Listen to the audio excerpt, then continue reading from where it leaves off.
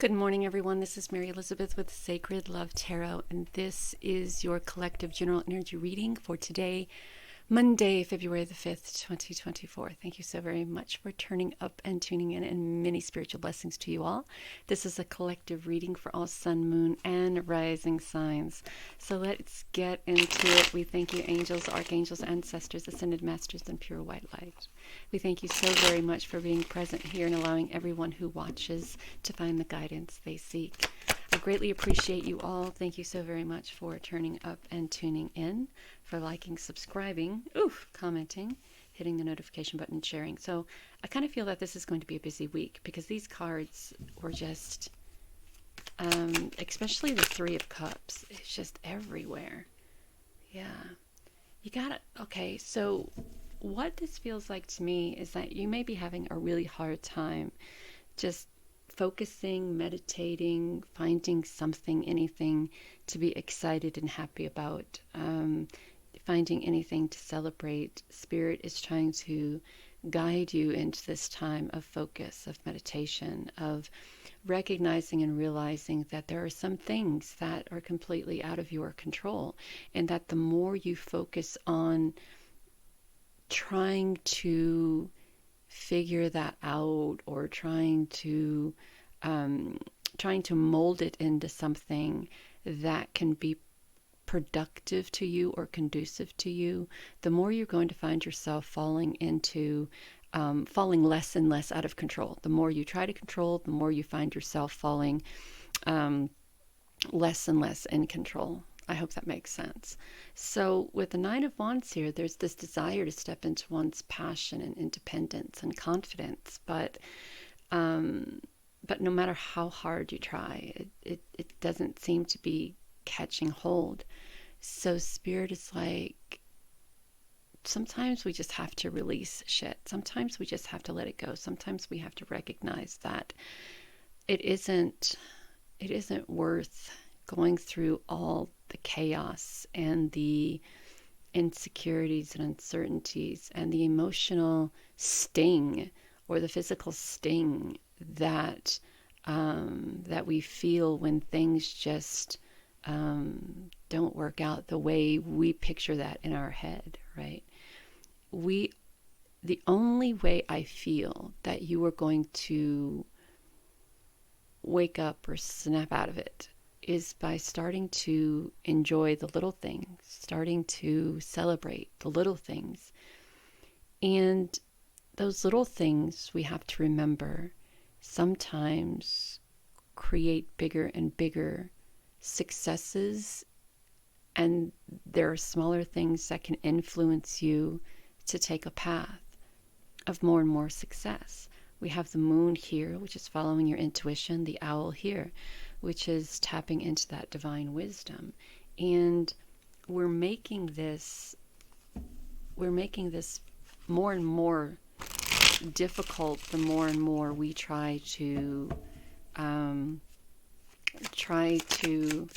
manipulate things the way we want them to.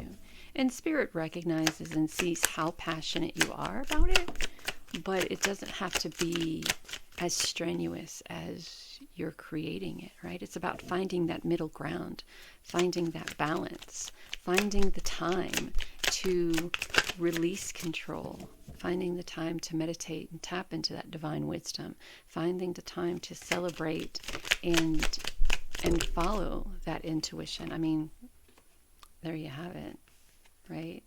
Finding the time to offer love and compassion and kind words to self. Finding the time to, I talked about stability, balance, meditate, connect to your divine angels, archangels, ancestors, ascended masters, God. We have the Temperance and the Hierophant. So this isn't just about finding the balance. It's about recognizing that you are now the teacher, right? That at some point in time you graduated from that student to that to accepting the divine energy of being a teacher. And for some reason you have kind of went backwards a little bit on this, because there is something that I feel that there's something that you most desperately want and desire, that you are trying to mold it into something out of nothing. And perhaps maybe this is something that you most desperately want, need, and desire. But what if Spirit is trying to say to you that whatever this is isn't in the cards for you right now? So instead of trying to do something out of the box, keeping everything contained, right? You don't have to go to extreme measures to manifest great things, right? You can take care of your mental, physical, spiritual, and emotional self. You can connect to the divine, your angels, ancestors, guides. You can connect to that divine wisdom, and you can find reasons to celebrate your success. And in that containment, still be able to manifest things that are beneficial to your forward growth, which is what we have in the Three of Wands. Now, the Knight of Cups is someone coming forward to show their appreciation and recognition to you. And I think that kind of helps you a little bit start to step into more and more of your confidence, more and more into your ability to create and to manifest. We have the Ace of Pentacles, which brings you an opportunity of growth and of not just growth, but prosperity and abundance. And then the Seven of Cups allows you to choose, right? What works for you? What so instead of you feeling that you have to struggle, now it's about making the choice, right? Making the choice of what it is that you're trying to create and why it is you desire to create it. And does it work for you in this moment, right? Are you choosing things that are no longer beneficial to your spirituality, to your mental health, physical health, spiritual health, or emotional health? Are you choosing things because these are the things you wanted in the past? Or are you choosing things because they provide for you in the here and now? And the Justice card talks about balancing karmic scales. So we have three cards of balance. So you come into this time of prosperity and abundance, and it helps everyone.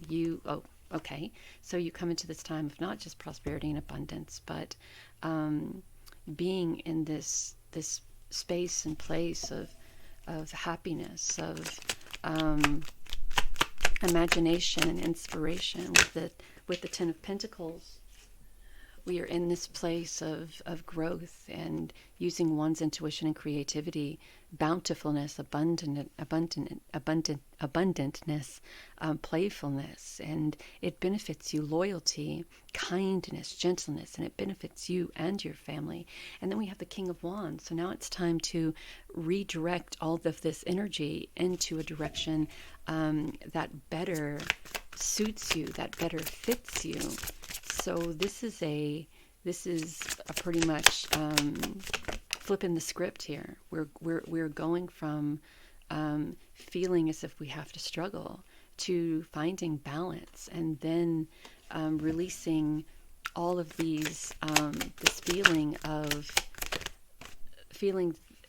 that